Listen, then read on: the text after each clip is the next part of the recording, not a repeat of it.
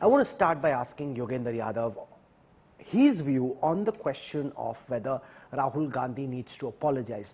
The government would have otherwise been on the back foot on the issue of the Adani group and the various charges on the Hindenburg issue.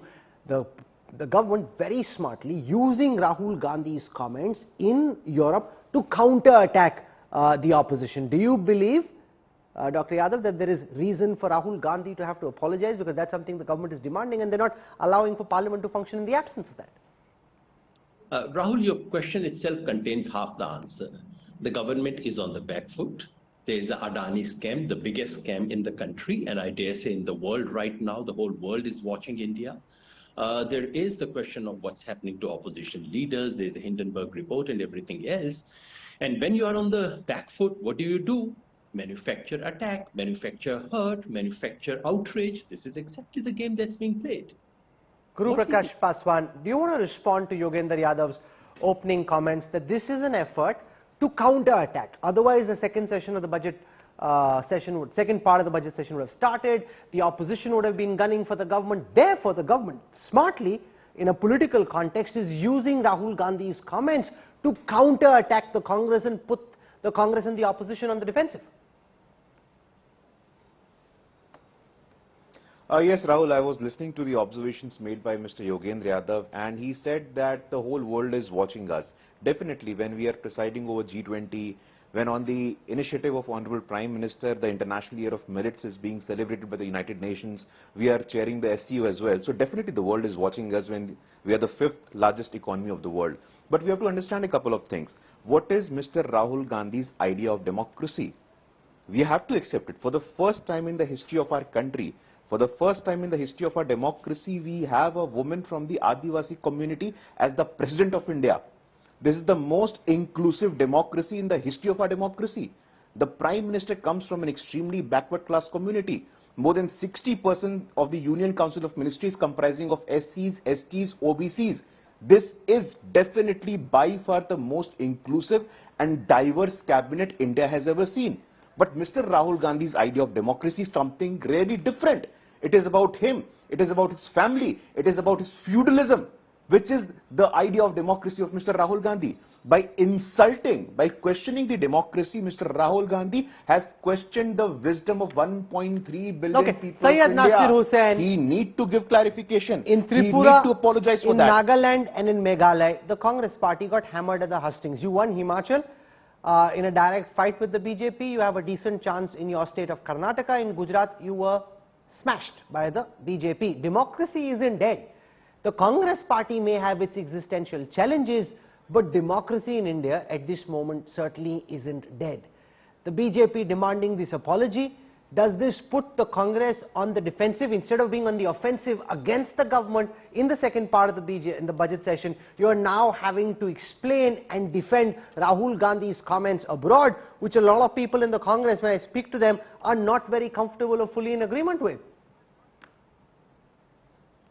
Rahul, 2 points in this. One, your own statement accepts that the government was on the back foot, government is still on the back foot. That is exactly the reason why they are raising this issue. This is for the first time, at least I have seen in my 5 years of stay in Rajya Sabha, that the treasury bunches is up in arms and they have disrupted both the houses. This is never seen before. Point number 2. See, Rahul Gandhi ji never said that democracy is dead. Rahul Gandhi ji said that the Indian democracy is under attack. It is definitely under attack. No, he said much more than it is under attack. He says it goes dark, if democracy goes dark in a country of 1. Rahul, let me finish. Yes. Rahul, let me finish. Go on, sir. Rahul, let me finish. And then let me once I come back again, let me describe how Indian democracy is under attack. Now, what is more important is the gentleman from BJP was saying that Mr. Gandhi was insulting India and 130 crores of people. What was Mr. Modi doing in 2015 in UAE? What was he doing in Korea? What was he doing in China? What was he doing in Canada? Was he not insulting Indians? Was he not insulting the previous governments? Was he not insulting the previous prime ministers? Was he not insulting the hard-earned hard work that was done by crores of Indians to build the Indian nation? Was he not insulting that? And you have to always differentiate between an academic seminar and academic talk and to a stadium filled with people on taxpayers' money. Mr. Modi goes all abroad to all over the places across the world and curses the previous government. He went on to say कि हिंदुस्तान रहने लायक जगह नहीं थी 2014 के पहले. हिंदुस्तान में जो लोग पैदा होते थे वो अपने आप को बदनसीब मानते थे. So these were the things that was spoken by the Prime Minister. So, once again, Nasir Hussain, the difference, sir, you're referring to Prime Minister Modi's comments in Seoul in South Korea in May 2015, or what he said in Toronto, Canada in April 2015. But the fact is, he never asked for external interference.